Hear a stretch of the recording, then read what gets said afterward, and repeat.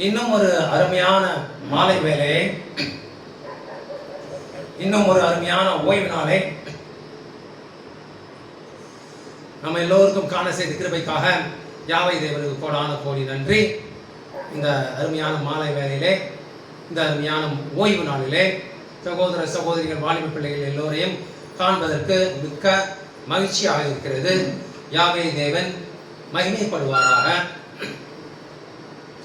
இந்த பரிசுத்த நாளிலே, ஆசீர்வதிக்கப்பட்ட நாளிலே மன மகிழ்ச்சியாக இருந்து தேவனை மகிமைப்படுத்தின நாளிலே உங்கள் எல்லாரும் சகோதர சகோதரி வாலிபர்கள் எல்லோரையும் நிஜமான யெஷுவா ஹமஷாவின் நாமத்தில் வாழ்த்தி இந்த ஓய்வு நாள் பரிசுத்த சபை கூடுதலை வரவேற்கிறேன். ஹல்லேலூயா. நல்லா இருக்கீங்களா? யாவே தேவனுக்கு கோடான கோடி நன்றி. ஹல்லேலூயா. இந்த ஓய்வு நாளில், இந்த ஷபாத்திலே இன்னும் ஒரு அருமையான தலைப்பை கொடுத்து பார்க்க போகிறோம். அது என்னவென்றால் யெஷுவா மசியாவின் ஜெபம்.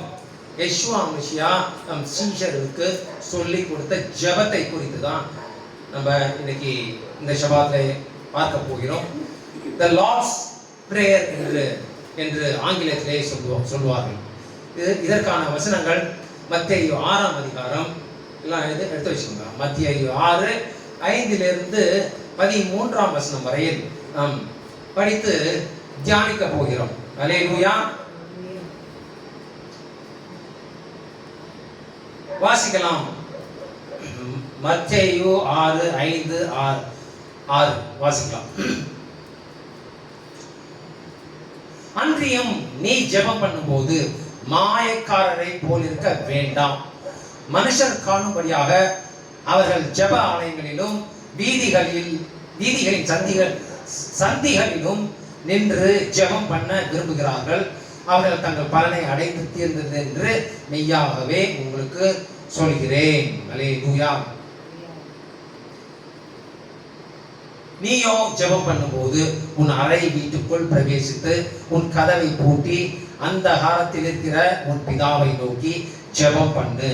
அப்பொழுது அந்தகாரத்தில் பார்க்கிற உன் பிதா வெளியரங்கமாய் உனக்கு பலனளிப்பார். அல்லேலூயா. பரமண்டலத்தில் இருக்கிற எங்கள் நல்ல பிதாவே, உடைய நாமம் மகிமைப்படுவதாக, உடைய ராஜ்யம் வருவதாக, உடைய சித்தம் பரமண்டலங்களில் செய்யப்படுவது போல பூமியிலும் செய்யப்படுவதாக. இதோ இந்த அருமையான மாலை வேலைக்காக கோடான கோடி நன்றி. இந்த அருமையான ஓய்வு நாளுக்காக கோடான கோடி நன்றி. இந்த ஓய்வு நாளுக்கான வார்த்தையை பகிரும்படியாக அடியனுக்கு ஒரு வாய்ப்பை தந்தமைக்காக கோடான கோடி நன்றி. நான் அல்ல, என் அறிவு அல்ல, என் ஞானம் அல்ல, என் பலன் அல்ல, என்னால் ஒன்றுமே கூடாது, எல்லாமே உம்மால் கூடும். என்னை தரை மட்டுமாக தாழ்த்தி உடைய பாதத்தினை சமர்ப்பிக்கிறேன். நீர் மாத்திரமே என் சிந்தனை, சொற்கள், செயல்கள், பார்வைகள், நடத்தைகள் யாவை மாட்கொண்டு ஆளுகை செய்து என்னை மென்மேலும் பரிசுத்தப்படுத்துவீராக. என்னை ஒரு கருவியாக எடுத்து முழுவதுமாக முற்றிலுமாக பயன்படுத்துவீராக. என்னுடைய பலவீனத்தில் உடைய பலன் பரிபூர்ணமாகட்டும். உடைய வார்த்தையை கேட்கிறவர்கள் மனதிலும் இருதயத்திலும் நன்றாக பதிந்து அவைகள் 30 மடங்காகவும் 60 மடங்காகவும் 100 மடங்காகவும் கிரியை செய்யும்படியாக எஜமான யெஷுவா ஹமஷாவின் நாமத்தினாலே வேண்டிக் கொள்கிறேன். என் அன்புள்ள நல்ல பிதாவே, ஆமென். அல்லேலூயா. யெஷுவா மசியா தம் சீஷர்களுக்கு சொல்லிக் கொடுத்த இந்த ஜெபம் எல்லாருக்கும் தெரிந்தது இல்லையா? Father who art in heaven, hallowed be thy name. அது ஆங்கிலத்தில் பேசுகிறவங்க அவங்க பரபரப்புன்னு சொல்லுவாங்க. தமிழில் சொல்றாங்க பரமண்டலத்தில் எங்களுக்கு நல்ல பிதாவே, நம்முடைய நாமம் மகிமைப்படுவதாக, நம்முடைய ராஜ்யம் வருவதாக பரபரன்னு சொல்லுவாங்க இல்லையா? அது எல்லாருக்கும் தெரிந்ததே இல்லையா? ஆனால் இந்த ஜெபத்தை அனுதினமும் மீண்டும் மீண்டும் அப்படியே ஒப்புவிக்கிறவர்களில் எத்தனை பேர்கள் இந்த ஜெபத்தை உண்மையில் புரிந்திருக்கிறார்கள் என்பதுதான் கேள்வியே. கத்தோலிக்கர்கள்லாம் அவங்களோட ஜெபம் 2 ஒன்று இந்த பரமண்டலில் இருக்கிற எங்கள் நல்ல பிதாவே, அதை திருப்பி ஒரு 9 10 சொல்லுவாங்க. அதுக்கப்புறம் ஹே மேரி ஃபுல் ஆஃப் கிரேஸ், அதான் அவங்களோட ஜெபம். அதுக்கு உள்ளான அர்த்தம் எதுவுமே தெரியாது. ஆனா தெரியாம புரியாத ஒரு காரியத்தை செய்து என்ன பண்ணணும்? கடமைக்குனே செய்யறத தேவன் அங்கீகரிக்க மாட்டார். நம்ம செய்கிற ஒவ்வொரு காரியத்துக்கும் முழு காரணமும் முழு அர்த்தமும் இருக்க வேண்டும். அல்லேலூயா. இந்த ஜெபத்தின் உண்மையான அர்த்தத்தை புரிந்து கொள்ளாமலேயே இந்த ஜெபத்தை மீண்டும் மீண்டும் அப்படியே ஒப்புவிப்பது யெஷுவா மசியாவின் நோக்கம் அல்ல. மாறாக யெஷுவா மசியா நாம் ஜெபிக்க வேண்டிய மாதிரியை தான் இதன் மூலம் காண்பித்தார். இந்த ஜெபமானது ஒரு மாதிரி, இது ஒரு மாடல் ஜெபம். இந்த மாதிரி ஜெபிக்கணும், பட் அப்படியே ஜெபிக்கணும் இல்லை, இந்த மாதிரி ஜெபிக்கணும். அல்லேலூயா. இது ஒரு மாடல் பிரேயர். மேலும் இந்த மாதிரி ஜெபமானது யெஷுவா மசியாவின் சீசர்களில் ஒருவன் வேண்டுகோளுக்கு பதிலளிக்கும் வகையில் கொடுக்கப்பட்டது. வாசிக்கலாம், லூக்கா 11:1. அல்லேலூயா. அவர் ஓர் இடத்தில் ஜெபம் பண்ணி முடித்த பின்பு, எவர்? யெஷுவா மசியா ஓர் இடத்தில் ஜெபம் பண்ணி முடித்த பின்பு அவருடைய சீஷரில் ஒருவன் அவரை நோக்கி, ஆண்டவரே, யோவான் தன் சீஷருக்கு ஜெபம் பண்ண போதித்தது போல நீரும் எங்களுக்கு போதிக்க வேண்டும் என்றான். மத்தேயுவில் சற்று வித்தியாசமான நுணுக்கத்தை யெஷுவா மசியா இங்கே சேர்க்கிறார்.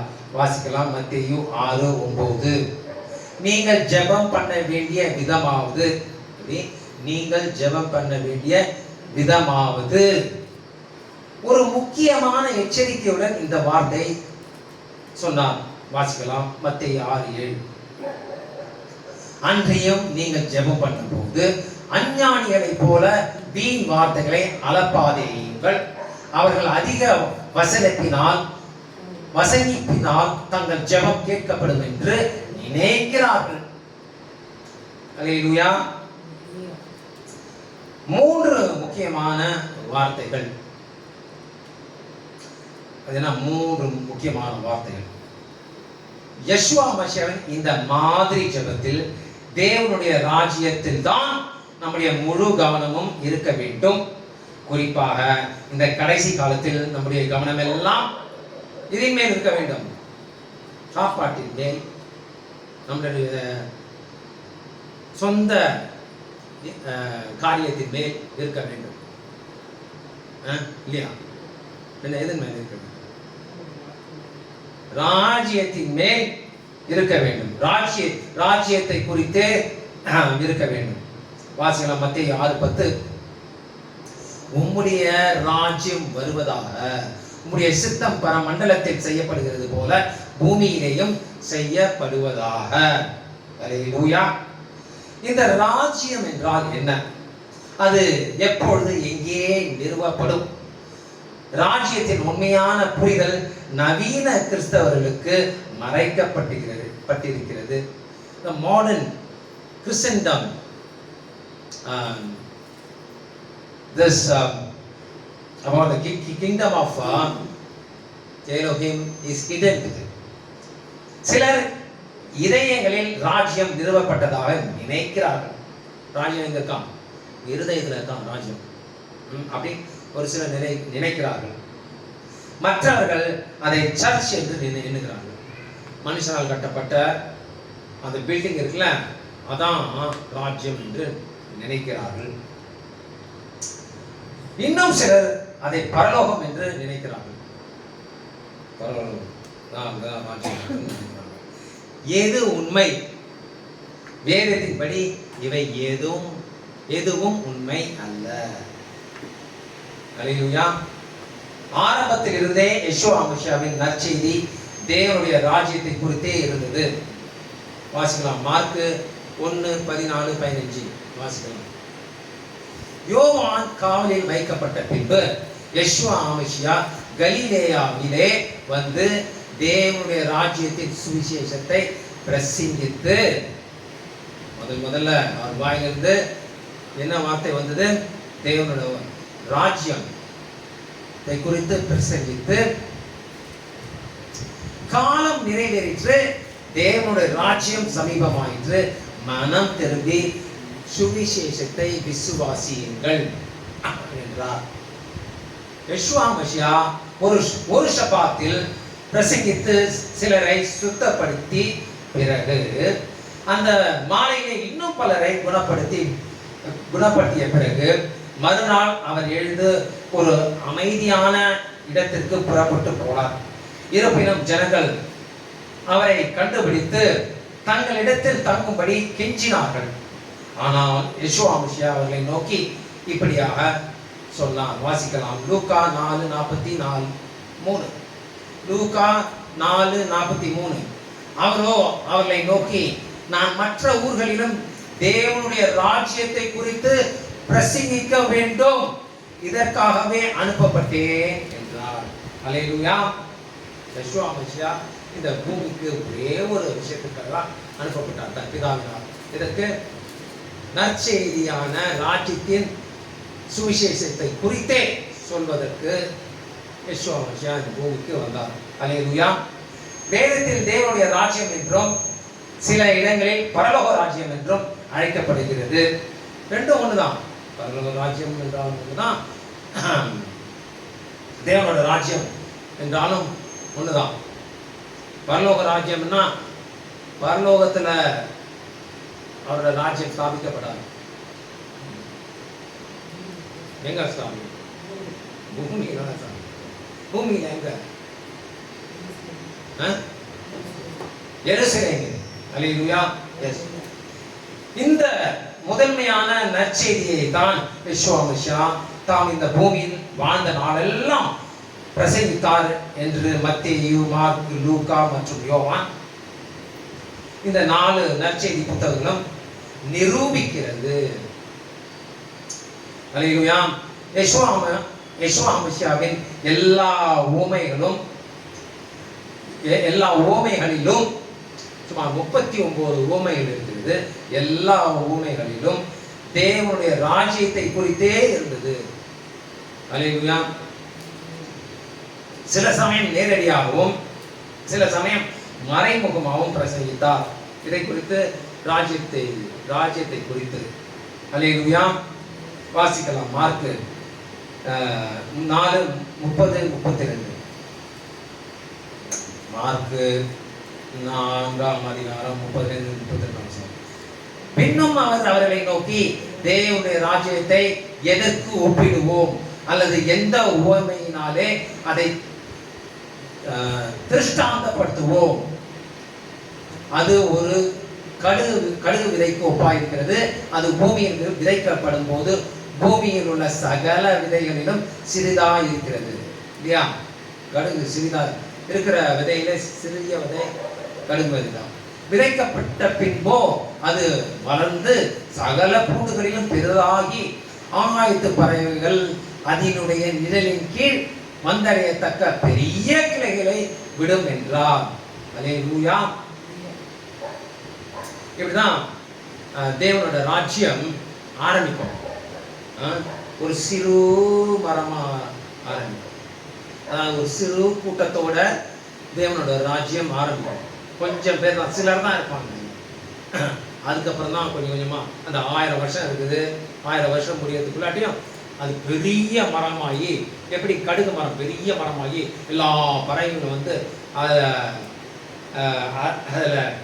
அந்த நிழலில் தங்குதோ அது மாதிரி பெரிய ராஜ்யமாக மாறும் அந்த 1000 வருஷ அரசாட்சிகள். அல்லேலூயா. அதற்கு தான் இந்த ஊமையை யெஷுவா மசியா சொல்றாரு. அல்லேலூயா. இந்த 39 ஊமைகளிலும் ராஜை கொடுத்துற அத்தனை விஷயத்தையும், அதாவது நம்மளுக்கு தெரிந்து கொள்ள வேண்டிய, இப்பொழுது தெரிந்து கொள்ள வேண்டிய விஷயம் அனைத்தையும் சொல்லிவிடுவார். அல்லேலூயா. அது சிலருக்கு தான் புரியும். அல்லேலூயா. இது நேரடியாக ராஜ்யத்தை குறித்து சொன்னார். வாசிக்கலாம். லூக்கா 14:15-17 மற்றும் 24. லூக்கா 14:15. அவரோடு கூட பந்தி இருந்தவர்களில் ஒருவன் இவைகளை கேட்டபொழுது அவரை நோக்கி, தேவனுடைய ராஜ்யத்தில் போஜனம் பண்ணுகிறவன் பாக்கியவான் என்றார். அல்லேலூயா. அதற்கு அவர், ஒரு மனுஷன் பெரிய விருந்தை ஆயத்த பண்ணி அநேகரை அழைப்பித்தான். அல்லேலூயா. விருந்து வேளையில் தன் ஊழியக்காரனை நோக்கி, நீ அழைக்கப்பட்டவர்களிடத்தில் போய் எல்லாம் ஆயத்தமாய் இருக்கிறது, வாருங்கள் என்று சொல் என்று அவனை அனுப்பினான். அல்லேலூயா. ஆனா ஒருத்தரும் விருந்து ஆயத்தம் பண்ணிருக்க அப்படின்னு சொல்லிட்டு எல்லாருக்கும் போய் சொல்லுவாங்க. அந்த பிரபு அந்த வேலைக்கான ஊழியக்காரன் போயிட்டு எல்லாத்தையும் சொல்லுவான். ஆனா ஒருத்தரும் ஒரு சாக்கு சொல்லுவாங்க. நான் இப்பதான் நல்லா ஒன்று வாங்கியிருக்கிறேன், அதை போயிட்டு ரிஜிஸ்டர் பண்ணணும் அப்படின்னு. இன்னொருத்தன், நான் இப்பதான் ஒரு 5 காளைகளை வாங்கியிருக்கேன், அதை போயிட்டு நான் டெஸ்ட் பண்ணணும் அப்படின்னு. இப்படி ஒருத்தரும் ஒரு சாக்கு சொல்லுவாங்க. யாருமே வரமாட்டாங்க. அது கடைசியில அவர் என்ன சொல்லுவாரு, அழைக்கப்பட்டிருந்த அந்த மனுஷரை ஒருவனாகிலும் என் விருந்தை ருசி பார்ப்பதில்லை என்று உங்களுக்கு சொல்கிறேன் என்றான் என்று சொன்னார். அல்லேலூயா. எல்லாம் இது மாதிரிதான் சாக்கு சொல்லுவாங்க. இது மறைமுகமாக ராஜ்யத்தின் சுவிசேஷத்தை குறித்தான யெஷுவா மசியா உவமைகள். யெஷுவா மசியாவின் உவமைகள். இந்த விருந்தை குறித்து தான் வெளிப்படுத்தின விசேஷம் 19:9 சொல்லப்படுகிறது. இந்த விருந்தை குறித்து தான் வாசிக்கலாம். வெளிப்படுத்தின விசேஷம் 19:9. பின்னும் அவன் என்னை நோக்கி, ஆட்டுக்குட்டியானவரின் கல்யாண விருந்துக்கு அழைக்கப்பட்டவர்கள் பாக்கியவான்கள் என்று எழுது என்றான். மேலும் இவைகள் தேவனுடைய சத்தியமான வசனங்கள் என்று என்னுடன் சொன்னான். இந்த கல்யாண விருந்துன்றது சும்மா இல்லை, அது சத்தியமானது. வேதத்திலே போட்டு இது சத்தியமானது என்று சொன்னேன். அல்லேலூயா. அல்லேலூயா. யெஷுவா மசியாவே இந்த விருந்தை குறித்து மத்தேயு 26:29 ஒரு ஹிண்ட் கொடுக்கிறார். அல்லேலூயா. வாசிக்கலாம். மத்தேயு 26:29. இது முதல் இந்த திராட்சை ரசத்தை நவமானதாய் உங்களோட கூட என் பிதாவின் ராஜ்யத்தில் நான் பானம் பண்ணும் நாள் வரைக்கும் இதை பானம் பண்ணுவதில்லை என்று உங்களுக்கு சொல்லுகிறேன் என்றார். கடைசி பஸ்கா பண்டிகையில இதான் சொன்னார். இதான் நான் இந்த பூமியில லாஸ்டா உங்களோட இந்த பானத்தை பண்றேன். இனி நான் உங்கள்கிட்ட பரலோகத்துல தான் இந்த பானத்தை பண்ணுவேன். தான் இந்த விருந்து, கல்யாண விருந்து. Marriage supper will be held in heaven. இது பரலோகத்தில் நடக்கும். பட் அதுக்கப்புறம் நான் எல்லாரும் கீழே வந்துடுவோம். Hallelujah. Wow wow. So Yeshua மசியாவுக்கு பிரியமான சகோதர சகோதரிகளே, வாலிபர்களே, கல்யாண விருந்து இருக்கிறது, கண்டிப்பாக இருக்கிறது. இவைகள் எல்லாம் உண்மை, சத்தியமான வசனங்கள் அப்படின்ட்டு தேவனே சொல்றாரு. ஸோ அந்த விருந்துக்கு அநேகர் அழைக்கப்படுகிறார்கள். எப்படி அந்த பிரபு தன்னுடைய விருந்துக்கு ஆள் அனுப்பி விருந்துக்கு வரும்படி கேட்டானோ, ஒருத்தன் கேட்கும்போது ஒரு சாக்கு சொன்னாங்கல்ல, அதே மாதிரி நீங்கள் சொல்ல போறீங்களா? எனக்கு இன்னைக்கு ஷபாத்து எனக்கு வேலை இருக்குது, நான் வர முடியாது. இன்னைக்கு ஃபீஸ்லாம் எனக்கு முக்கியமான வேலை இருக்குது, என்னால் முடியாது. அந்த தேவன் நியமிக்கப்பட்ட நாளில் தான் எனக்கு இந்த வேலை இருக்குது, அந்த வேலை இருக்குது, நான் கோடியாக சம்பாதிக்க போகிறேன் அப்படின்னு சாக்கு சொல்ல போறீங்களா? பிரபு விருந்தில் சாக்கு சொன்ன மாதிரி அப்புறம் கடைசியாக என்ன சொல்லிட்டாரு, ஒருவன் ஆகிலும் இந்த விருந்தை பூசிப்பதில்லைன்னு சொல்லிட்டாரு இல்லையா? அதே மாதிரி தான் ஆகும். அதாவது நம்ம சாக்கு சொன்னால் விருந்து இருக்குது, கல்யாண விருந்து இருக்குது, அதுக்கு அழைக்கிறாங்க, எல்லாரையும் அழைக்கிறாங்க. சாக்கு போக்கு சொன்னால் அதை மிஸ் பண்ணிடணும். அதுக்கு தான் என்ன அருமையான ஓமை யெஷுவா மசியா சொல்றாரு. அல்லேலூயா. சோ சாக்கு போக்க சொல்ல போறீங்களா, இல்லாட்டி விருந்தா, இல்லாட்டி என்ன சொல்றது, விருதாவா விருந்தா, எப்படி சௌரியம்? அவங்களோட சௌரியம் அது. விருந்துக்கு போனா கையை பிடிச்சிட்டு அழைச்சு சொல்லுவாரு. விருதா போனா தடுக்க மாட்டார். ஓகே விருதா போறானா, ஐயோ பிடிச்சி இருக்கிறோம் மாட்டார். ஹல்லேலூயா. வா. யெஷுவா மஸீஹ் நற்செய்தியானது வரப்போகும் ராஜ்யத்தை பற்றியது என்பதை சீஷர்கள் புரிந்து கொண்டனர். வாசிக்கலாம் லூக்கா 19:11. ஹல்லேலூயா. லூக்கா 19:11. அவர்கள் இவைகளை கேட்டுக்கொண்டிருக்கையில் அவர் எருசலேமுக்கு சமீபத்திருந்தபடியினாலும் தேவனுடைய ராஜ்யம் சீக்கிரமாய் வெளிப்படும் என்று அவர்கள் நினைத்தபடியினாலும், அவங்களுக்கு தெரியும் தேவனுடைய ராஜ்யம் சமீபத்தில் இருக்கிறது என்று நினைத்தபடியினாலும் அவர் ஒரு உவமையை சொன்னார். ஆனால் ராஜ்யம் ஸ்தாபிக்க போகிற நேரத்தை தான் அவர்கள் தவறாக புரிந்து கொண்டனர். எல்லாரும் அவங்க சீஷர்கள்லாம் எல்லாம் இப்ப கூடிய சீக்கிரம் தேவனோட ராஜ்யம் ஸ்தாபிக்கப்பட போகுது அப்படின்னு நினைச்சுக்கிட்டாங்க. அந்த நேரத்தை புரிஞ்சுக்கல. ஆனா தேவனோட ராஜ்யம் கண்டிப்பா ஸ்தாபிக்கப்பட போகுது, அதுல உறுதியா இருந்தாங்க. அந்த அண்டர்ஸ்டாண்டிங்ல உறுதியா இருந்தாங்க. அல்லேலூயா. ராஜ்யத்தின் மேல் கவனம். அல்லேலூயா. புதிய உடன்படிக்கையில் உள்ள எபிரேயர் 8:10-11 வசனங்களை சற்று கவனியுங்கள். வாசிக்கலாம். எபிரேயர் 8:10-11. அல்லேலூயா. அந்த நாட்களுக்கு பின் நான் இஸ்ரவேல் குடும்பத்தாரோடே பண்ணும் உடன்படிக்கையாவது என்னுடைய பிரமாணங்களை அவருடைய மனதிலே வைத்து அவருடைய இருதயங்களில் அவைகளை எழுதுவேன். எங்க எழுதுவாரு? நம்ம மனதில் வைத்து பிரமாணங்களை நம்ம மனதில் வைத்து இருதயங்களை எழுதுவார். எழுதிட்டாரு. இப்பெல்லாம் பழைய ஏற்பாட்டுல பழையங்களை கொடுத்தாரு, புதிய உடன்படிக்கையில நம்ம இருதயத்துல எழுதிட்டாரு. அல்லேலூயா. நான் அவர்கள் தேவனாய் இருப்பேன், அவர்கள் என் ஜனமாய் இருப்பார்கள். அல்லேலூயா.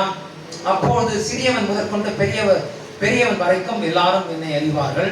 ஆகையால் யாவை தேவனை அறிந்து கொள் என்று ஒருவன் தன் அயலானுக்கும் ஒருவன் தன் சகோதரனுக்கும் போதிக்க வேண்டியதில்லை.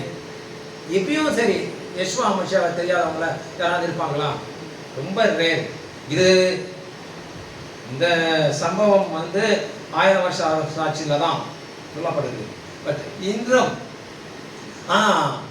இந்த பிரமாணங்கள் நம்ம இருதயத்திலேயே மனதில் எழுதப்பட்டிருக்கு. ஆனால் தான் ஒரு ஸ்திரீயை பார்த்தாலே, அதை இச்சையோடு பார்த்தாலே விபாச்சாரம் செய்தாயிற்று அப்படின்ட்டு யெஷுவா மஸீஹ் சொல்றார். அல்லேலூயா. எதை குறிக்கிறது இந்த வசனம்? எதை குறிக்கிறது? எஜமான் யெஷுவா மஸீஹ் தம்முடைய 1000 வருட அரசாட்சியை இந்த பூமியிலே எருசலேமிலே ஸ்தாபிப்பார் என்பதை குறிக்கிறது. அல்லேலூயா. எருசலேம் எதிர்கால எருசலேம் எதிரிகளால் சூழப்படும் என்றும் ஒரு வலுவான கரம் இஸ்ரவேல் ஜனங்களை காப்பாற்றும் என்றும் வருகிற எதிர்கால நேரத்தை பற்றி சகரியா தீர்க்கதரிசி சகரியா 12 மற்றும் 14 அதிகாரத்தில் வெளிப்படுத்துகிறார். வாசிக்கலாம் ஒரு சில வசனங்களை. சகரியா 12 அதிகாரம் 1-2. சகரியா 12:1-2. இஸ்ரவேலை குறித்து யாவை தேவன் சொன்ன வார்த்தையின் பாகம், வானங்களை விரித்து பூமியை அஸ்திபாரப்படுத்தி மனுஷனுடைய ஆவியை அவனுக்குள் உண்டாக்குகிற யாவை தேவன் சொல்கிறது என்னவென்றால் 2. இதோ சுற்றிலும் இருக்கிற எல்லா ஜனங்களுக்கும் நான் எருசலேமை தத்தரிப்பின் பாத்திரமாக்குவேன். எருசலேமுக்கு விரோதமாய் போடப்படும் முற்றுகையிலே யூதாவும் அப்படியே யாகும். அல்லேலூயா. எருசலேம்கிட்ட வரவங்கெல்லாம் அவங்க தத்தளிச்சு போயிடுவாங்க. அல்லேலூயா. 8:9-12. அதே சகரியா 8:9. அந்நாளிலே யாவை தேவன் எருசலேமின் குடிகளை காப்பாற்றுவார். அவர்கள் தள்ளாடினவன் அந்நாளிலே தாவீதை போல இருப்பான். தாவீது குடும்பத்தார் அவர்களுக்கு முன்பாக தேவனை போலும் யாவே தேவனுடைய தூதனை போலும் இருப்பார்கள். அல்லேலூயா. அந்நாளிலே எருசலேமுக்கு விரோதமாய் வருகிற எல்லா ஜாதிகளையும் அழிக்க பார்ப்பேன்.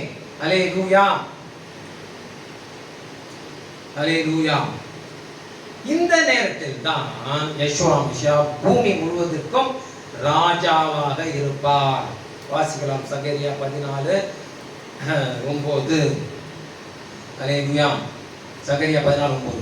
அப்பொழுது யாவே தேவன் யெஷுவா மசியா பூமியின் மீதெங்கும் ராஜாவாய் இருப்பார். அந்நாளிலே ஒரே யெஷுவா இருப்பார். அவருடைய நாமம் ஒன்றாயிருக்கும். யெஷுவா அமசியா ஒரே நாமம். அவருடைய நாமம் இல்லாமல் வேறொரு நாமத்திலும் ரட்சிப்பு இல்லை. அவரே வழியும் சத்தியமும் ஜீவனுமாய் இருக்கிறது. அல்லேலூயா. யெஷுவா மசியாவின் கீழ் இஸ்ரவேலின் அனைத்து கோத்திரங்களையும் ஆட்சி செய்ய தாவீது ராஜா உயிர்த்தெழுப்பப்படுவார். வாசிக்கலாம் எரேமியா 30:9. எரேமியா 30:9. தங்கள் தேவனாகிய யாவேயும் நான் தங்களுக்கு எழுப்ப போகிற தங்கள் ராஜாவாகிய தாவீதையும் சேவிப்பார்கள். அல்லேலூயா. எசேக்கியேல் 34:23-24. எசேக்கியேல் 34:23-24. அவர்களை மேய்க்கும்படி என் தாசனாகிய தாவீது என்னும் ஒரே மேய்ப்பனை நான் அவர்கள் மேல் விசாரிப்பாயிருக்க ஏற்படுத்துவேன். இவர் அவர்களை மேய்த்து இவரே அவர்களுக்கு மேய்ப்பராய் இருப்பார். யாவே தேவனாகிய நான் அவர்களுக்கு தேவனாக இருப்பேன். என் தாசனாகிய தாவீது அவர்கள் நடுவில் அதிபதியாய் இருப்பார். யாவே தேவனாகிய நான் இதை சொன்னேன். அல்லேலூயா. இந்த நேரத்தில் தான் யெஷுவா மசியாவின் 12 அப்போஸ்தலர்களும் இஸ்ரவேலின் 12 கோத்திரங்களை நியாயம் தீர்க்கிறவர்களாக 12 சிங்காசனங்களில் மேல் வீற்றிருக்க பண்ணுவார். அல்லேலூயா. வாசிக்கலாம் மத்தேயு 19:28. மத்தேயு 19:28. அல்லேலூயா. அதற்கு யெஷுவா மசியா மறு ஜென்ம காலத்திலே மனுஷகுமாரன் தம்முடைய மகிமையுள்ள சிங்காசனத்தின் மேல் வீற்றிருக்கும் போது என்னை பின்பற்றின நீங்களும் இஸ்ரவேலின் 12 கோத்திரங்களையும் நியாய தீர்க்கிறவர்களாக 12 சிங்காசனங்களின் மேல் வீற்றிருப்பீர்கள் என்று மெய்யாகவே உங்களுக்கு சொல்கிறேன். அல்லேலூயா. சும்மாவா? 12 சீஷர்கள் எப்படியெல்லாம் அவங்க யெஷுவா மசியாவுக்கு ஊழியம் செஞ்சாங்க. அவங்க எப்படி அவங்களோட மரணம் எப்படிப்பட்டது? கொடூரமா இருக்குது. சும்மாவா? அவங்க தான் தாவீதோடு சேர்ந்து 12 கோத்திரங்களையும் அரசாளுவார்.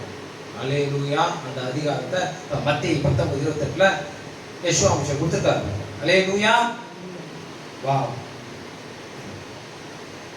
யெஷுவா மசியா தாம் சிலுவையில் அறையப்பட்டு இறப்பதற்கு முன் 3.5 வருடங்கள் வரவிருக்கும் தேவனுடைய ராஜ்யத்தை குறித்தான் பிரசங்கித்தார். இந்த 3 வருஷமும் யெஷுவா மசியா எதை குறித்து பிரசங்கித்தார்?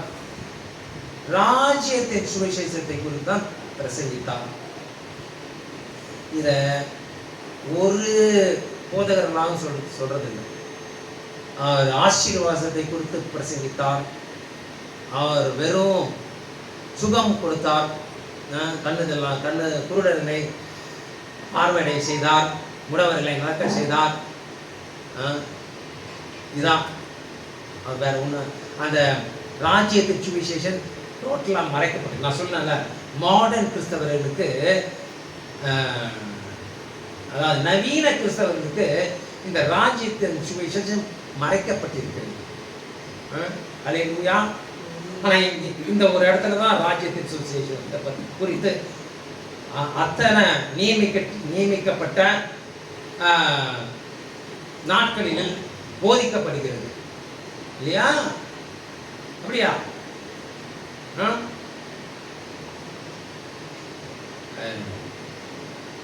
அல்லேலூயா.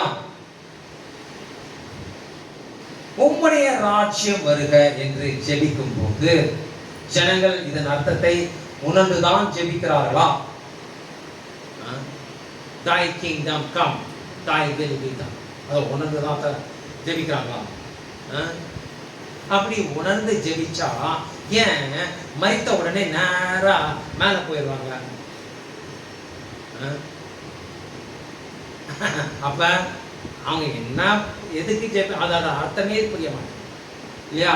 சும்மா அப்படியே உருட்டுறாங்க அந்த ஜெபத்தை. அதை பத்தி ஒரு க்ளூவுமே இல்லை. இன்னும் சொல்ல போனா முக்கியமான க்ளூ இது க்ளூன்ற முக்கியமான செய்தியே அவரோட ஜெபத்துல இருந்தாலும் சரி, ஊமையில இருந்தாலும் சரி, அவர் போதனையில இருந்தாலும் சரி, அது எல்லாம் ராஜ்யத்தை குறித்தே தான் இருக்கும். நோக்கமே ராஜ்யத்தை குறித்து தான். அல்லேலூயா. யெஷுவா மஸியா மீண்டும் வந்து இந்த பூமியில் ஒரு ராஜ்யத்தை ஸ்தாபிப்பேன் என்றார். நீங்கள் இதை விசுவாசிக்கிறீர்களா? யெஷுவா மஸியா இந்த பூமியில எருசலேம்ல அவருடைய ராஜ்யத்தை ஸ்தாபிப்பார் என்று. இருக்கிற எல்லா ராஜ்யத்தையும் ஒரு பெரிய கல்லால் உருட்டு நாசமாக்கி அவரோட ராஜ்யம் தான் என்றென்றும் நிற்கும் என்று தானியேல் தீர்க்கதரிசியில 2:43-44 சொல்லப்படுகிறது. அல்லேலூயா. அவரோட ராஜ்யம் தான் என்றென்றும் முடிவில்லா ராஜ்யம். அதில் சேர்றதுக்கு எல்லாரையும் அழைக்கிறார். சாக்கு போக்கு சொன்னா அவங்களோட சௌகரியம். அல்லேலூயா. விசுவாசிக்கும்படி யெஷுவா மஸியா கட்டளையிடுகிறார். எதை? ராஜ்யத்தின் சுவிசேஷத்தை விசுவாசிக்கும்படி யெஷுவா மஸியா கட்டளையிடுகிறார். அல்லேலூயா. மார்க் 1:15 வாசிக்கலாம். வருஷம்ல காலம் நிறைவேற்று, தேவனுடைய ராஜ்யம் சமீபமாயிற்று, மனம் திரும்பி சுவிசேஷத்தை விசுவாசிங்கள். கட்டளை. சுவிசேஷத்தை விசுவாச ராஜ்யத்தின் சுவிசேஷத்தை விசுவாசிங்க என்று கட்டளை போட்டாங்க. அல்லேலூயா. மேசியாவின் சீஷனுக்கு ஒரு அசைக்க முடியாத நம்பிக்கை. அல்லேலூயா. தேவனுடைய ராஜ்யமானது நாம் அதை விசுவாசிக்கிறோமோ இல்லையோ என்பதை பொறுத்து அல்ல. தேவனுடைய ராஜ்யம் விசுவாசிக்கிறோமோ விசுவாசிக்கலையோ அதை பொறுத்து இல்ல. ஆனால் நம்புகிறவர்களுக்கு நிச்சயமாக இது ஒரு நற்செய்தி. நம்புகிறவர்களுக்கு நிச்சயமாக தேவனுடைய ராஜ்யம் எருசலேமிலே ஸ்தாபிக்கப்படும். 100க்கு 100. அதில் எல்லளவும் கடுகளவும் சந்தேகம் இல்லை. அல்லேலூயா. இங்க இருக்கிறவங்க யாருக்கா சந்தேகம் இருக்கா? அப்ப சந்தேகமே இல்லை. அப்ப இதான் உங்களோட சீரியஸ்னஸா? இவ்வளவுதான் உங்களுடைய அர்ப்பணிப்பா?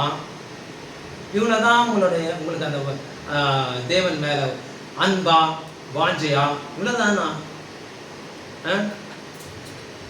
ராஜ்யம் என்பது சாதாரண விஷயம் கிடையாது. அதில் போய் சேர்றது. அல்லேலூயா. இன்னும் எத்தனையோ மடங்கு வாஞ்சியா இருக்கணும், அர்ப்பணிக்கணும். நோக்கம் எல்லாம் அதில் தான் இருக்கணும். இன்னும் சொல்ல போனா கவனம், நோக்கம், எண்ணம், ஏந்திரிக்கும் போதும் தூங்கும் போதும் எல்லா நேரத்திலையும் தேவனுடைய ராஜ்யத்தை குறித்து தான் இருக்க வேண்டும். அல்லேலூயா. லூக்கா 19:11-17 யெஷுவா மஸியா சொன்ன ஊமையில் யெஷுவா மஸியாவின் வருகையின் போது கிறிஸ்துவினுடையவர்கள் எல்லோரும், அதாவது மேசியாவின் சீஷர்கள் எல்லோரும் ஒரு நம்ப முடியாத வெகுமதியை பெறுவார்கள். நம்ப முடியாத வெகுமதி. அது ராஜ்யத்தில் போய் சேர்றது என்பது நம்ப முடியாத வெகுமதி. எப்படி தாவீதுக்கும் அப்போஸ்தலர்களுக்கும் ஆட்சி பதவிகள் வாக்களிக்கப்பட்டது போலவே இல்லையா? சீஷருக்கு என்ன 12 கோத்திரத்துல தாவீது யெஷுவா மஸியா கீழ் தாவீது கீழ் 12 கோத்திரங்கள், 12 சீஷர்கள் 12 கோத்திரங்களே அரசாங்க. நம்ம ஏதாவது ஒரு கோத்திரத்துல அங்க போய் ஒட்டிப்போம். அல்லேலூயா. வா தாவீதுக்கும் அப்போஸ்தலருக்கும் ஆட்சி பதவிகளை வாக்களிக்கப்பட்டது போலவே நமக்கும் ராஜாக்களாகவும் லேவியர்களாகவும் யெஷுவாமோஷோடு ஆளுகை செய்ய வாக்கு அளிக்கப்பட்டிருக்கிறது. இதை எத்தனை பேர் விசுவாசிக்கிறீங்க? சரி, வசனம் வேணுமா? வெளிப்படுத்த விசேஷம் 5:10. எங்கள் தேவனுக்கு முன்பாக எங்களை ராஜாக்களும் ஆசாரியர்களும் ஆக்கினி நாங்கள் பூமியிலே அரசாளுவோம் என்று புதிய பாட்டை பாடினார்கள். அல்லேலூயா. சந்தேகம் இருக்கா? இந்த வார்த்தை நாம் சத்தியமானது. விலையேற பெற்ற இரத்தத்தால் விடுதலை கொடுத்தீ, விலையேற பெற்ற இரத்தத்தால் விடுதலை கொடுத்தீர். ராஜாக்களாக லேவியராக உமக்கென தெரிந்து கொண்டீர். ராஜாக்களாக லேவியராக உமக்கென தெரிந்து கொண்டீர். ஆராதனை ஆராதனை என் அன்பர் யெஷுவாவுக்கே, என் அன்பர் யெஷுவாவுக்கே, மகிமை உமக்கன்றோ. யெஷுவாமசியாவின் லூக்கா 19:11-17 வசனங்களில் உள்ள உவமையில் பிரபுவானவர் கொடுத்த ஒரு ராத்தலினால், ராத்தலினா இங்கிலீஷ்ல மீனாஸ்னு இருக்கும், அது ஒரு காயின், ராத்தல்னு சொல்லுவோம். ராத்தல், ஒரு ராத்தல் 10 பேருக்கு 10 பேரை கூப்பிட்டு ஆளாளுக்கு ஒரு ராத்தல் கொடுப்பாங்க ஒரு பிரபு. 10 ராத்தலாக, ஒரு ராத்தத்தினால் 10 ராத்தலாக பெருக பண்ணின 10 பெருக பண்ணினவனுக்கு, அதாவது ஒரு ராத்தல 10 ராத்தலா பெருக பண்ணினவனுக்கு 10 பட்டணங்களை ஆளுகை செய்யும்படி அதிகாரம் கொடுத்தார் அந்த பிரபு. அதே மாதிரி ஒரு ராத்தலை 5 ராத்தலாக பெருக பண்ணின ஒருவனுக்கு 5 பட்டணங்களை ஆளுகை செய்யும்படி அதிகாரம் கொடுத்தார். அல்லேலூயா. யெஷுவாமசியாவின் ஓமையில் சொல்லப்பட்ட ராத்தல் என்பது தேவன் நமக்கு கொடுத்திருக்கிற தாளந்து. இந்த தாளந்தை வைத்து நாம் என்ன செய்கிறோம்? ஒருவருக்கும் ஒரு தாளம் கொடுத்துருக்கிறாரு. தாளந்தே இல்லைனாலும் ஏதாவது கூட மாடை செய்து இதை பண்றதை பற்றி ஏதாவது இருக்கும், கொடுத்திருக்கிறாரு.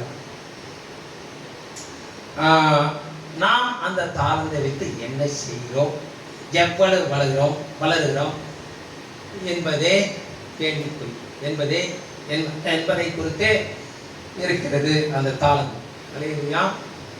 அதை பயன்படுத்துறியா? எந்த அளவுக்கு பயன்படுத்துற, எந்த அளவுக்கு வளர்ற அந்த தாளத்தை வைத்து. ஒரு ராத்தை வச்சு 10 ராத்தல் பண்ணான். ஒரு ராத்தை வச்சு 5 பண்ணலாம். 10 ராத்தலுக்கு 10 ராத்தல் பெருக பண்ணனுக்கு 10 பட்டணங்களை ஆளுகை செய்யும்படி அதிகாரம் கொடுக்கப்பட்டது. அதே மாதிரி அல்லேலூயா. சந்தேகத்திற்கு இடமின்றி நாம் விசுவாசத்தினால் ரட்சிக்கப்பட்டு இருக்கிறோம். வாசிக்கலாம் எபேசியர் 2:8. கிருபையினாலே விசுவாசத்தை கொண்டு ரட்சிக்கப்பட்டீர்கள், இது உங்களால் உண்டானதல்ல, இது தேவனுடைய ஈவு. சந்தேகமின்றி நாம் விசுவாசத்தினால் ரட்சிக்கப்பட்டிருக்கிறோம், அதுல எந்த ஒரு சந்தேகமும் இல்லை. ஆனால் நம்முடைய கிரியைகளின் படிதான் வெகுமதியை பெறுகிறோம். நம்மளுடைய கிரியையின் படிதான் வெகுமதியை பெறுகிறோம். அதற்கான வசனம், ஆதாரமான வசனங்கள். வசனம் அல்லேலூயா.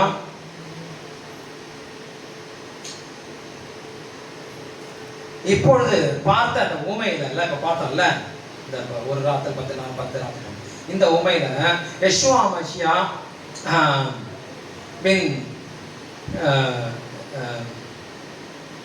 ஊமையை போல அந்த யாராருக்கெல்லாம் அந்த அக்கிரியின் படி அவங்களுக்கு அதாவது வெகுமதி அளிக்கப்பட்டதோ, அதே மாதிரி வெளிப்படுத்தின விசேஷத்துல இது உறுதிப்படுத்தப்படுகிறது. வெளிப்படுத்தின விஷயம் 22:12 வாசனம். இதோ சீக்கிரமாய் வருகிறேன், அவன் அவனுடைய கிரியைகளின்படி அவன் அவனுக்கு நான் அளிக்கும் பலன் என்னோட கூட வருகிறது. அல்லேலூயா. அவன் அவனுடைய கிரியைகளின்படி அவன் அவனுக்கு வெகுமதி பலன் என்னோட கூட வருகிறது. அல்லேலூயா. விசுவாசத்தினால ரட்சிக்கப்படுறோம், அதுல எந்தவித இது இல்லை. ஆனா அவங்களோட கிரியைப்படி இப்போ 10 நீ உன்னோட தாழ்ந்த வைத்து ஒரு 10 பேரை ரட்சிப்பில் கொண்டு வந்தீங்கன்னா உனக்கு அதுக்கு தகுந்த மாதிரி பலன் அவரோட கூட வருது. அந்த ஓமை சரியாக அந்த இதற்கு தான் அந்த ஓமை சொன்னாங்க. அல்லேலூயா. அதனால நினச்சிக்காதீங்க எல்லாருக்கும் ஒரே பலன் தான் நினச்சிக்காதீங்க. இப்போ சுதாவுக்கு வேற பலன், முத்துக்கு வேற பலன், ஸ்னேகாவுக்கு வேற பலன், தினேஷ்க்கு அவங்களோட கிரியைக்கு தந்தார் போல் எவ்வளோ அவங்க ஈடுபாடாக இருக்கிறாங்களோ அதுக்கு தகுந்த மாதிரி தான் பலன் கிடைக்கும். அல்லேலூயா. எப்படி இந்த உலகத்தில் முந்தி அடிக்கிறீங்க பலனை பெறத்துக்கு, அதாவது அது அழிஞ்சு போட போகுது, அதுக்காக எவ்வளோ பிரயாசமாக ஓடுறீங்க. அந்த அதாவது அழிந்து போகிற பொருளுக்கே அவ்வளோ ஓடுனீங்கன்னா அழியாத பலனுக்கு எவ்வளோ ஓட வேண்டியது. சீஷர்கள்லாம் எப்படி உயிரை கொடுத்தாங்க, கொடூரமான முறையில் அவங்க மரித்தாங்க. அப்படி மறிக்கணும் அவங்களுக்கு, அது அந்த வாஞ்சை இருந்ததுனால அப்படி மறிச்சாங்க. அல்லேலூயா. அவங்களுக்கு என்ன பொசிஷன், 12 கோத்திரங்களையும் அவங்க அரசாளுவாங்க. அல்லேலூயா. இந்த உலகத்தின் ஓட்டத்தின் ஓட்டத்துடன் செல்லாத மற்றும் தங்களுக்கு பிடித்தமான சௌகரியமான இடத்தை விட்டு வெளியேறி, அந்த கம்ஃபர்ட் ஜோன் இருக்குல்ல, எனக்கு செப்பாக்குல அங்கதான் ஐயோ வேற இடத்துல இருக்கலாம் போனா எனக்கு அங்கே விட்டு வேற எங்கேயாவது வேலை செய்ய ஐயோ அதனால முடியாது, அங்கதான் எனக்கு சௌகரியமா இருக்கு. அதை விட 10 மடங்கு இருக்கும். ஆனால் அதுக்கு அந்த முயற்சியை அந்த தைரியம் வராது. இப்போ விஜயராஜனுக்கு வந்த மாதிரி வராது. நெய்வேலியில் வேலை கிடைக்கலையா விடுறா, பாம்பே ஓடு, பாம்பேயில் திருப்தி அடையலையா கடல் தாண்டி குவைட்டுக்கு ஓடு. மேலே மேலே தான் போயிட்டு இருந்தேன். இப்போ பாம்பேக்கு ஓடினேன், பேங்க் ஜாப் கிடச்சிது. பேங்க் அதை விட்டுட்டு தனியாக ஓடுவேன், யாருமே எனக்கு கிடையாது. அங்கே போனால் 10 மடங்கு ஒன்று ஜாஸ்தி ஆச்சு. சேஞ்ச், ஒரு சேஞ்சுன்றது அது இட்ஸ் ஹெல்தின்னா என்ன சொல்றது, அது நல்லது. Change is very good. அது உன்னுடைய மனப்பான்மையை பரந்த மனப்பான்மையாகும். இல்லாட்டி கிணத்துல இருக்கிற தவளை மாதிரி தான், இதுதான் உலகம் அப்படின்னு நினச்சிக்குவாங்க. எனக்கு தான் எல்லாம் தெரியும் அப்படின்னு நினச்சிக்குவாங்க. ஆனால் வெளியே போய் பார்த்தாதான் தெரியும், ஓஹோ நல்ல வேலையா நம்ம நெய்வேலியை விட்டு போனோயா, நெய்வேலியிலே இருந்தா முந்திரி பழத்தை சாப்பிட்டு இங்கேடா பையா சாப்பிட்டியா தூங்கினியா அப்படின்னு இப்போ போயிட்டு இங்கிலீஷ் இப்போ மாறி நான் ஒரு அந்த இன்டர்நேஷ்னல் போனால் அந்த மாதிரி இன்டர்நேஷ்னல் வரும். அதே கிராமத்தில் இருந்ததுனால கிராமத்து மாதிரியும் பேசுவேன். இந்த எக்ஸ்போஷர் கிடச்சிருக்குமா இல்லை அட்லீஸ்ட் கூட அது விற்குதோ வெளியா ஏதோ ஓரளவுக்கு இந்த நிலத்தெல்லாம் வாங்கி போட்டிருக்கேன், விற்று கண்டிப்பாக விற்று தருவேன். இல்லாட்டி எதாட்டி சாட்சி வேணாம். நான் நெய்வேலியே உட்காந்து நான் இப்போ என்ன பண்ணுவேன், நான் ஒரு மிஞ்சி போனால் ஒரு மேனேஜர் ஆகிருப்பேன், அவ்வளோதான். அந்த முந்திரி பழத்தை சாப்பிட்டு இருப்பேன். அவ்வளோதான். ஸோ சேஞ்ச், அதாவது கம்ஃபர்ட் ஜோனை விட்டு வெளியே வாங்க. இங்கே எல்லாம் கம்ஃபர்ட் ஜோனா. அது ரவுடியாக இருந்தாலும் அந்த குண்டு சட்டி தான் உள்ள ஓட்டலாம். இங்கே அடுத்த போனால் வெட்டி சாத்துறோம். அல்லேலூயா. போனோம் சிங்கம் மாதிரி அங்கே போகணும். சிங்கம் பார்த்துருக்கியா? அந்த அந்த எல்லையில் போய் அங்கே இருக்கிற சிங்கத்தை அடிச்சு போடும். அப்போ தான் அங்கே இருக்கிற பெண் சிங்கத்தோட உறவாட முடியும். அந்த தைரியத்தை எடுக்கும். போவோம். அல்லேலூயா. வா. இந்த உலகத்தின் ஓட்டத்துடன் செல்லாத மற்றும் தங்களுக்கு பிடித்தமான சௌகரியமான இடத்தை விட்டு வெளியேறி விசுவாசத்துடன் யாவே தேவனின் ஊழியத்தை செய்யும் நபர்களை யெஷுவா மஷியா அழைக்கிறார். அப்படிப்பட்ட நபரை தான் அழைக்கிறார். குண்டு சட்டியில கூடுதல ஓட்டுறவங்க நபரை அழைக்கிறார். தெரிந்து கொள்ளப்பட்ட சிலரை யாவே தேவனுக்கு உண்மையாக ஊழியம் செய்கிறவர்கள், இவர்களுக்குத்தான் இந்த வெகுமதி. அல்லேலூயா.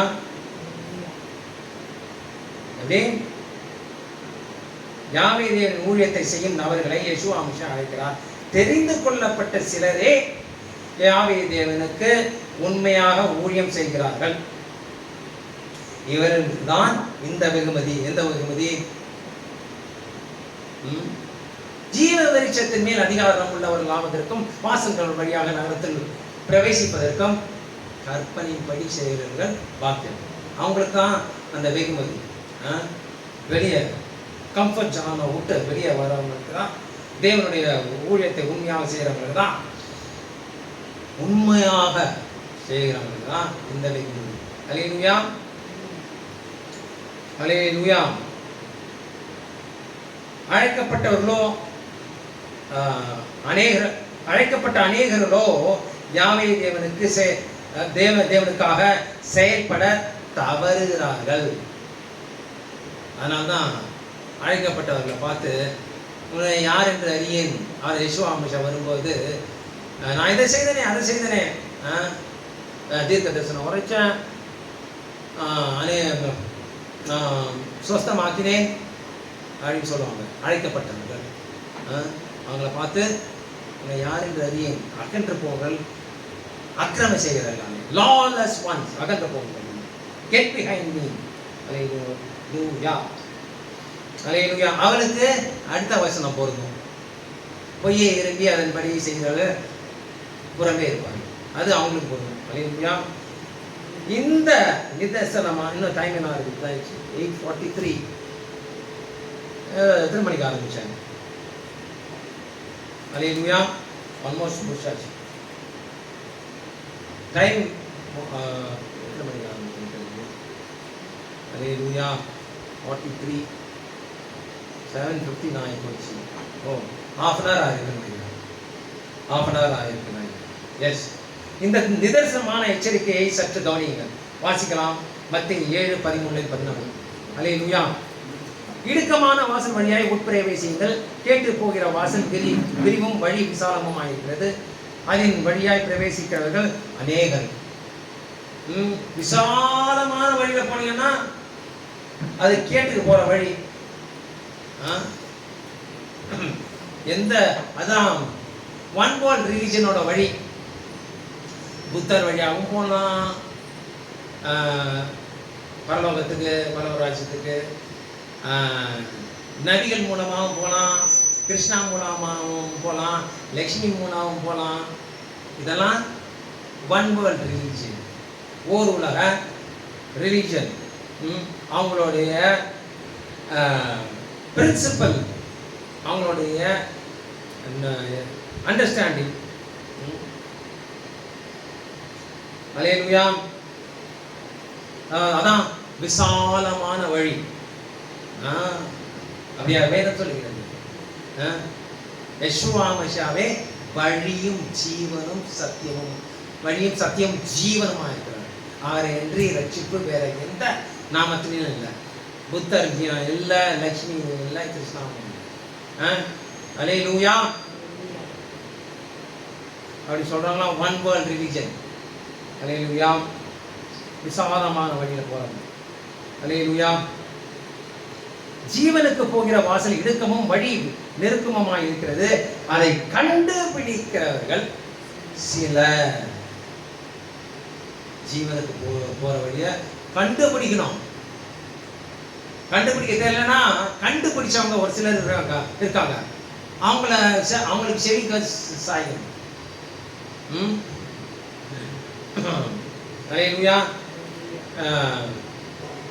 சொல்ல அறிவும் இல்லாம, சுய புத்தியும் இல்லாத, சொல்ல அறிவும் இல்லைன்னா பூமியில வாழ்ந்து பிரயோஜனமே இல்லை. அல்லேலூயா.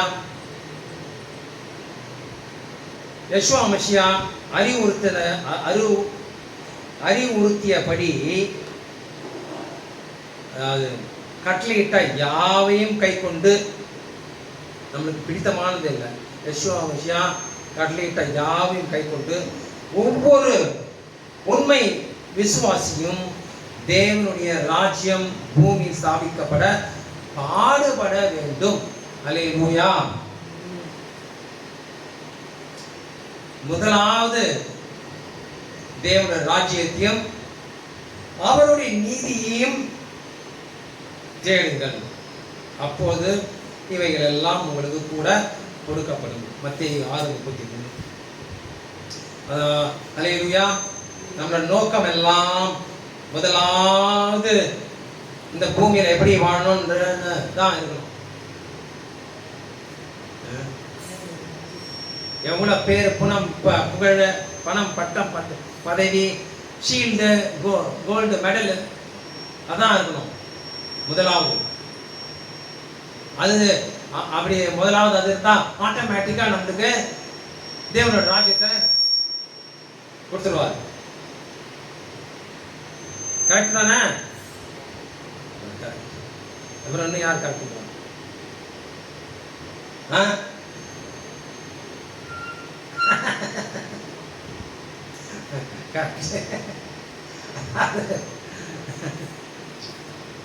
சரிப்பா, அவங்க உங்களோட சௌரியம் எப்படி புரிஞ்சுக்கிட்டீங்களோ அவங்களுடைய சௌரியம்.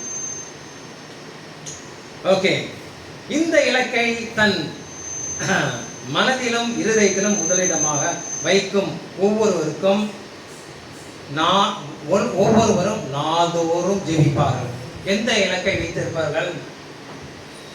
எந்த இலக்கை வைத்திருப்பார்கள்? தங்கள் மனதில் வைத்திருப்பார்கள், நாள்தோறும் ஜெபிப்பார்கள். முதலாவது தேவனுடைய ராஜ்யத்தையும் அவருடைய நீதியும் தேடுகிறவர்கள். இந்த இலக்கை வைத்திருப்பவர்கள் டெய்லி ஜெபிப்பார்கள். நான் என்ன மாதிரி டெய்லி ஜெபிக்கிறேன் நான். ஏன்னா என்னுடைய ஒரே நோக்கமே ராஜ்யத்தில் போய் சேர்றது தான். என் குடும்பத்தாரையும் இங்கே வரவங்களை எல்லாரையும் ராஜ்யத்தில் கொண்டு போய் சேர்க்கிறது தான் ஒரே எஜெண்டா, நோக்கம், எண்ணம் எல்லாமே. அல்லேலூயா. இப்ப சொல்லு, எதை முதல்ல தேர்வு? அல்லேலூயா. இதற்காகவே நாம் இப்படியாக உம்முடைய ராஜ்யம் வருகவென்று ஜெபிக்கும்படி யெஷுவா மசியா கற்பித்தார். அல்லேலூயா. எப்போதும் இருக்கின்ற இனிமேலும் வருகின்ற எங்கள் ராஜாவே, எப்போதும் இருக்கின்ற இனிமேலும் வருகின்ற எங்கள் ராஜாவே, உம் நாமம் வாழ்க, உம் அரசு வருக, உம் சித்தம் நிறைவேறுக. உம் நாமம் வாழ்க, உம் அரசு வருக, உம் சித்தம் நிறைவேறுக. ஆராதனை ஆராதனை ஆராதனை ஆராதனை என் அன்பர் யெஷுவாவிற்கே, என் அன்பர் யெஷுவாவிற்கே மகிமை உமக்கன்றோ. அல்லேலூயா. தேவனுக்கு பிரியமான சகோதர சகோதரிகளே, வாலிப பிள்ளைகளே, நிஜமான யெஷுவா மசியாவின் வருகை மிக சமீபமாக இருக்கிறது. அல்லேலூயா. கரை திரை பிழையற்றவர்களாக அவருடைய அவர் வரும்போது அவரோடு கூட எடுத்துக்கொள்ளப்பட ஆயத்தமாவோமாக. ஹல்லேலூயா. பிதாவாகிய தேவனுக்கே மகிமை உண்டாவதாக. எஜமான யெஷுவா மசியாவுக்கே மகிமை உண்டாவதாக. எஜமான யெஷுவா மசியாவே சீக்கிரம் வந்து உடைய ராஜ்யத்தை எருசலேமிலே ஸ்தாபிப்பீராக. அதில் எங்களையும் குடும்பமாக சேர்த்துக் கொள்வீராக. ஹல்லேலூயா, ஹல்லேலூயா.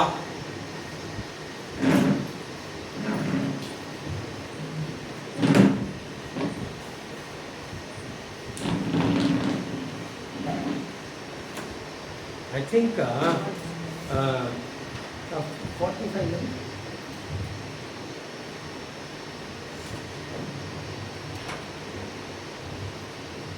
ஹல்லேலூயா. தேவனுடைய ஆண்டவரே, உம்முடைய நாமத்திற்கு மகிமை செலுத்துகிறோம். உம்முடைய வார்த்தைகளுக்காக நன்றி செலுத்துகிறோம். இந்த நாளிலே நாங்கள் தியானித்த வார்த்தைகள் எங்கள் இருதயத்தில் தங்கியிருந்து அதன்படி செய்ய உதவி செய்வீராக. எல்லா துதிகளை மகிமை ஆற்றல் மகிமை செலுத்தி மீட்பும் ரட்சகருமான எங்கள் யெகோவாவின் நாமத்தில் ஜெபிக்கிறோம். எங்கள் அன்பு நல்ல பிதாவே, ஆமென். என் ஆத்துமாவே யாவே தேவனை ஸ்தோத்திரி, யாவே தேவன் செய்த சகல உபகாரங்களையும் மறவாதே. ஆமென்.